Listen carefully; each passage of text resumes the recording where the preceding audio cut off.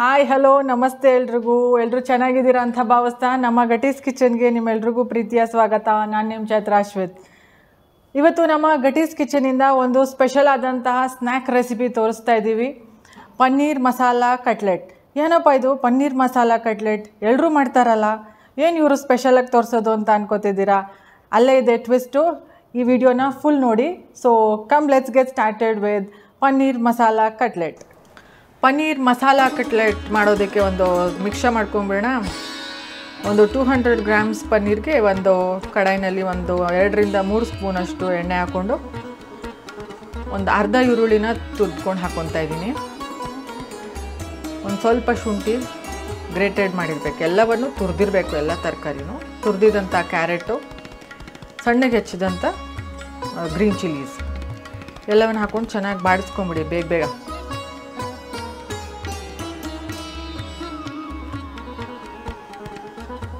ಚೆನ್ನಾಗಿ ಬಾಡಿದ ನಂತರ ಇಲ್ಲಿ ಒಂದು 2 ಆಲೂಗಡ್ಡೆ ಹಾಕೋತಾ ಇದ್ದೀನಿ, ಬೇಯಿಸ್ಕೊಂಡು ಚೆನ್ನಾಗಿ ಮ್ಯಾಶ್ ಆಗಿರೋದು. ಅದನ್ನು ಕೂಡ ಚೆನ್ನಾಗಿ ಫ್ರೈ ಮಾಡ್ಕೊಳ್ಳಿ. ಎಲ್ಲ ಕ್ಯಾರೆಟ್ ಜೊತೆ ಎಲ್ಲ ಚೆನ್ನಾಗಿ ಹೊಂದ್ಕೋಬೇಕು. ಸ್ವಲ್ಪ ಉಪ್ಪು ಆ್ಯಡ್ ಮಾಡ್ಕೊತಾ ಇದ್ದೀನಿ. ಹಾಗೆ ಒಂದು 1/4 ಸ್ಪೂನಷ್ಟು ಅಚ್ಕಾರ, ಒಂದು 1/4 ಸ್ಪೂನಷ್ಟು ಗರಂ ಮಸಾಲ ಎಲ್ಲನೂ ಚೆನ್ನಾಗಿ ಮಿಕ್ಸ್ ಮಾಡ್ಕೊಳ್ಳಿ.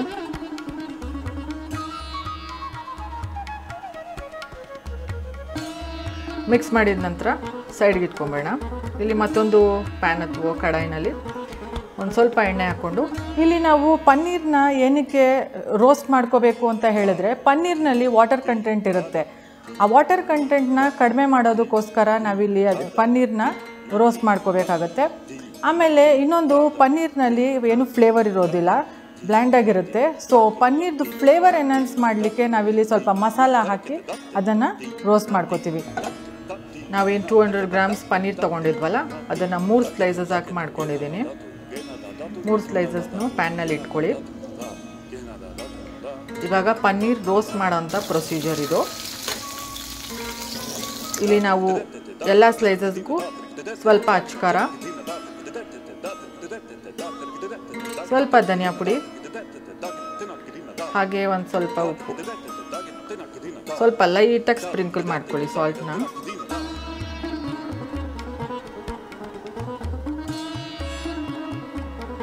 ನೋಡಿ, ಈ ರೀತಿ 2 ಕಡೆನೂ ರೋಸ್ಟ್ ಆಗಬೇಕು ಪನ್ನೀರ್.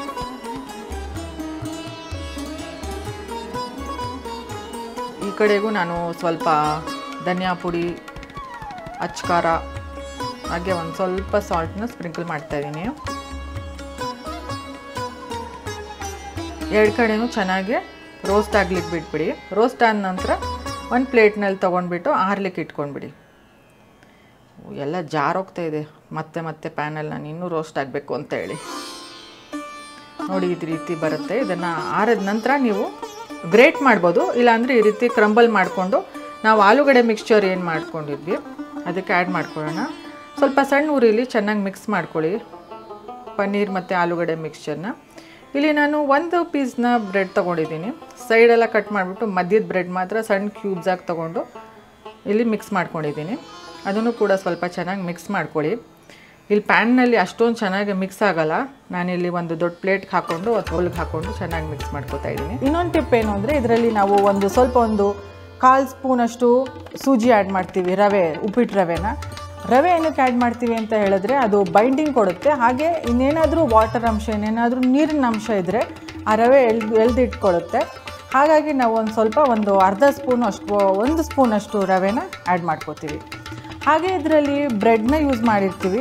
ಆ ಬ್ರೆಡ್ನು ಏನಕ್ಕೆ ಯೂಸ್ ಮಾಡ್ತೀವಿ ಅಂದರೆ, ಬ್ರೆಡ್ಡು ನಮಗೆ ಬೈಂಡಿಂಗ್ ಏಜೆಂಟಾಗಿ ವರ್ಕ್ ಮಾಡುತ್ತೆ.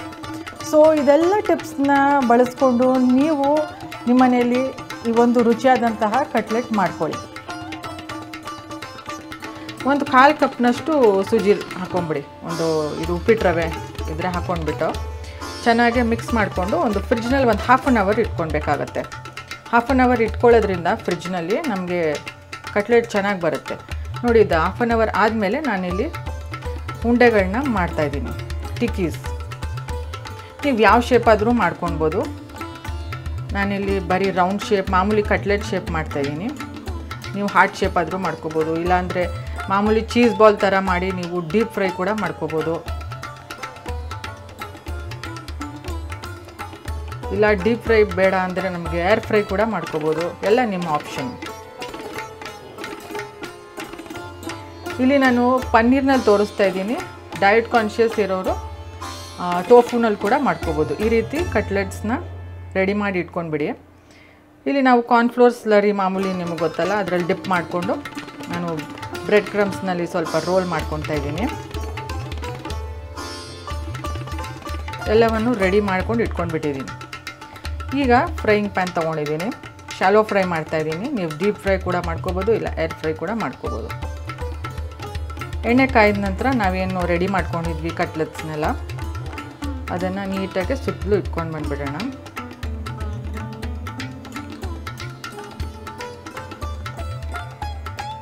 ಸ್ವಲ್ಪ ಆಯಿಲ್ ಹಾಕ್ಕೊಳ್ಳಿ.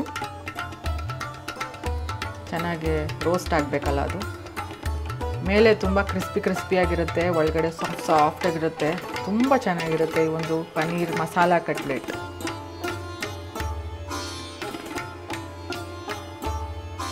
ನೋಡಿ, ಈ ರೀತಿ ಎರಡು ಕಡೆಯೂ ಚೆನ್ನಾಗಿ ರೋಸ್ಟ್ ಆಗಬೇಕದು. ನಾನು ಮಧ್ಯ ಏನಕ್ಕೆ ಇಟ್ಕೊತಿಲ್ಲ ಪ್ಯಾನಲ್ಲಿ ಅಂದರೆ ಬೇಗ ಸೀದೋಗುತ್ತೆ, ಅಲ್ಲಿ ಫ್ಲೇಮ್ ಜಾಸ್ತಿ ಇರುತ್ತೆ. ಹಾಗಾಗಿ ಸುತ್ತ ಮಾತ್ರ ಇಟ್ಕೊಂಡಿದ್ದೀನಿ. ನೋಡಿ, ಈಗ yummy delicious paneer masala cutlet ready to serve.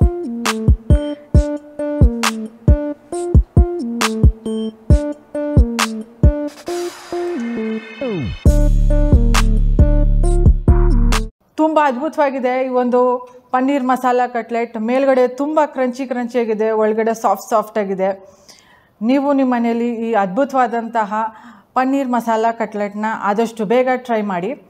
ಹಾಗೆ ನೀವು ಡಯಟ್ ಕಾನ್ಷಿಯಸ್ ಆಗಿದ್ದಲ್ಲಿ ಪನ್ನೀರ್ ಬದಲು ಟೋಫುನು ಕೂಡ ಯೂಸ್ ಮಾಡ್ಕೋಬೋದು. ನಾನಿಲ್ಲಿ ಶಾಲೋ ಫ್ರೈ ಮಾಡಿದ್ದೀನಿ. ನೀವು ಡೀಪ್ ಫ್ರೈ ಕೂಡ ಮಾಡ್ಕೋಬೋದು, ಇಲ್ಲಾಂದರೆ ಏರ್ ಫ್ರೈ ಕೂಡ ಮಾಡ್ಕೋಬೋದು. ಸೊ ಆದಷ್ಟು ಬೇಗ ಈ ಒಂದು ಸ್ನ್ಯಾಕ್ ರೆಸಿಪಿನ ನೀವು ನಿಮ್ಮ ಮಕ್ಕಳಿಗೆ ಮಾಡಿಕೊಡ್ಬೋದು. ಮುಂದಿನ ವಿಡಿಯೋದಲ್ಲಿ ಇಷ್ಟೇ ರುಚಿಯಾದಂತಹ, ಇಷ್ಟೇ ಹೊಸದಾದಂತಹ ರೆಸಿಪಿಯೊಂದಿಗೆ ಮೀಟ್ ಆಗುವ. Until then, happy cooking, happy eating and keep smiling. ನಮಸ್ತೆ.